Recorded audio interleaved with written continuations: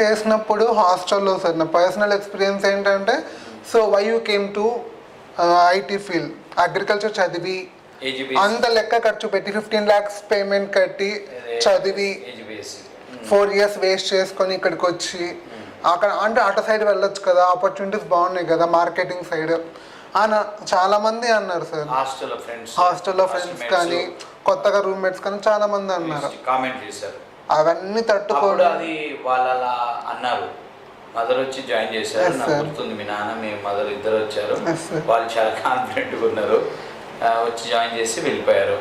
మరి అప్పుడు నీకేమనిపించింది వాళ్ళు ఫ్రెండ్స్ అంతా అలా అన్నప్పుడు?